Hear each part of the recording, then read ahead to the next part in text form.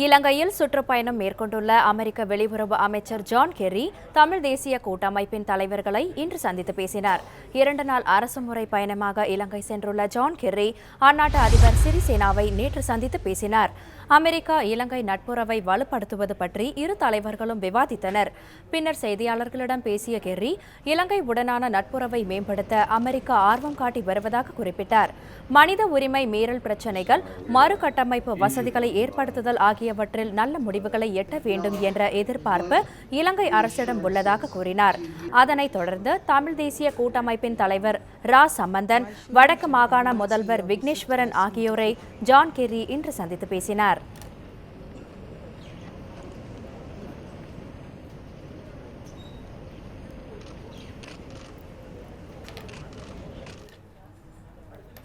தமிழ் தேசிய கூட்டமைப்பு தலைவர்களுடன் அமெரிக்க வெளியுறவு அமைச்சர் ஜான் கெர்ரி நடத்திய சந்திப்பு பற்றி இலங்கை செய்தியாளர் காந்தகுமாரிடம் கூடுதல் தகவல்களை கேட்கலாம். வணக்கம் காந்தகுமார்.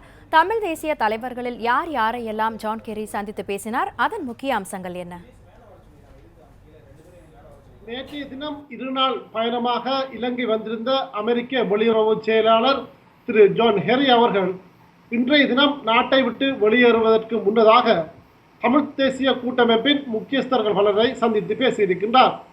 தமிழ் தேசிய கூட்டமைப்பின் தலைவர் இரா சம்பந்தன் தலைமையிலான குழுவில் வடமாகாண முதலமைச்சர் திரு சி.வி. விக்னேஸ்வரன், தமிழ் தேசிய கூட்டமைப்பின் நாடாளுமன்ற உறுப்பினரான சுரேஷ் பிரேமச்சந்திரன், செல்வம் அடைக்கலநாதன் மற்றும் சுமந்திரன் ஆகியோர் இந்த சந்திப்பில் கலந்து கொண்டதாக தெரிவிக்கப்பட்டிருக்கின்றது.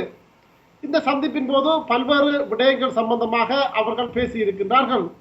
குறிப்பாக தமிழர் இனப்பிரச்சினைக்கு நிரந்தரமான தீர்வு, வடக்கு கிழக்கு பகுதியில் தமிழ் மக்களின் மீள் குடியேற்றம் உள்ளிட்ட பல்வேறு விடயங்கள் சம்பந்தமாக அவர்கள் பேசியிருக்கிறார்கள்.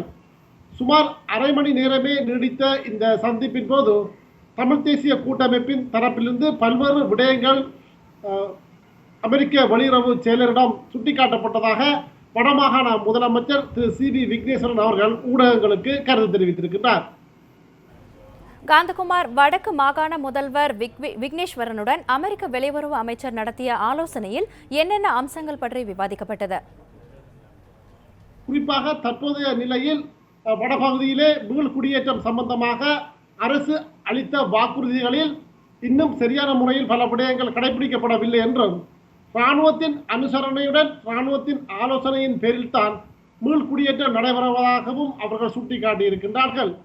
அது மாத்திரமல்லாது இனங்களிடையே நல்லுறவை பேணும் வகையில் பல்வேறு செயற்திட்டங்களை புதிய அரசு மேற்கொள்ள வேண்டும் என்றும், இனங்களுக்கிடையே ஐக்கியம் நிலவும் பட்சத்தில் தான் தமிழர் இனப்பிரச்சனைக்கான தீர்வு நிரந்தர தீர்வாக அமையும் என்றும் அவர்கள் சுட்டிக்காட்டியிருக்கின்றார்கள். அது மாத்திரமல்லாது தமிழர் இனப்பிரச்சனைக்கான தீர்வு விரைவுபடுத்தப்பட வேண்டும் என்றும் அவர்கள் அமெரிக்க வெளியுறவு செயலரிடம் எடுத்துரைத்திருக்கின்றார்கள்.